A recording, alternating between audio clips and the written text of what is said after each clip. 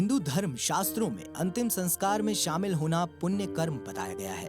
ऐसी मान्यता है कि आप भले ही किसी धार्मिक अनुष्ठान या किसी शुभ मौके पर शामिल ना हो, लेकिन रिश्तेदारों, पड़ोसियों या फिर गांव में होने वाली शव यात्रा में आपको हिस्सा जरूर लेना चाहिए। लेकिन दोस्तों, सोचने की बात तो ये है कि अगर अंतिम संस्कार में शामिल होना इतना पुण्य का काम है, तो फिर शव यात्रा में जाने के तुरंत बाद नहाना जरूरी क्यों होता है?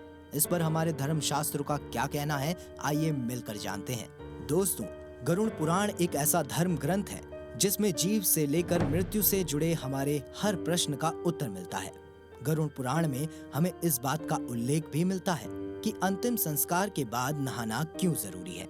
तो आपने भी अक्सर देखा होगा कि जो लोग शव यात्रा में शामिल होते हैं वो या तो शमशान घाट में स्नान कर लेते हैं या फिर घर आकर बिना किसी को छुए सबसे पहले नहा लेते हैं और फिर गंगा जल छिड़क कर खुद को शुद्ध करते हैं। साथ ही साथ अंतिम संस्कार के दौरान पहने गए कपड़ों को भी तुरंत ही धो दिया जाता है। अब मित्रों, आप भी सोचेंगे कि किसी सत्कर्म में शामिल होने के बाद खुद को नहाकर शुद्ध करने की जरूरत क्यों पड़ती है। तो बता दें कि ऐसा करने से पीछे धार्मिक और वैज्ञानिक दोनों कारण हैं। सबसे पहले बात करते हैं धार्मिक कारण की। तो ऐसा करने का सबसे पहला धार्मिक कारण ये है कि शमशान भूमि पर निरंतर शवदाह होते रहते हैं, जिससे वहाँ एक तरह की नकारात्मक ऊर्जा रहती है जो कमजोर मनोबल वाले आदमी को नुकसान पहुंचा सकती है। और यही कारण है कि स्त्रियों को शमशान घाट नहीं जाने दिया जाता, क्योंकि ऐसा माना जाता है कि स्त्रियों पुरुषों के तुलना में अत्यधिक भावुक होती है और अगर स्त्रियां अपने आसपास इतनी सारी चिताएं जलते हुए देखेंगी तो वे मानसिक रोग से तनाव में भी आ सकती हैं। वहीं दूसरी तरफ जो पुरुष अपनी आंखों के सामने किसी को जलता देखता है,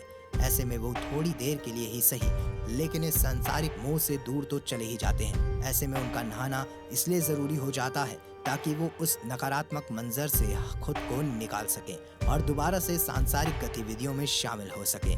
दोस्तों, इसके अलावा अंतिम संस्कार में शामिल होने के बाद नहाने का एक धार्मिक कारण ये भी है कि हमारे धर्म शास्त्रों में इसका उल्लेख मिलता है कि देह संस्कार के बाद स्थूल शरीर तो नष्ट हो जाता है, लेकिन मृत आत्मा का सूक्ष्म शरीर कुछ समय तक वहीं उपस्थित रहता है। वैसे तो जीवात्मा का ये सूक्ष्म शरीर किसी से कोई संपर्क नहीं कर सकता, लेकिन अगर फिर भी वो ऐसा करने की कोशिश करता है और प्रकृति के अनुसार शमशान में मौजूद किसी इंसान पर कोई हानिकारक प्रभाव डालने की कोशिश करता है, तो फिर स्नान करने और उसके बाद गंगा जल छिड़कने से अंतिम संस्कार में शामिल हुआ व्यक्ति खुद को पुनः शुद्ध कर सकता है। तो दोस्तों, अब आपको ये समझ आ गया होगा कि शमशान में जाने के बाद नहाना क्यों चाहिए।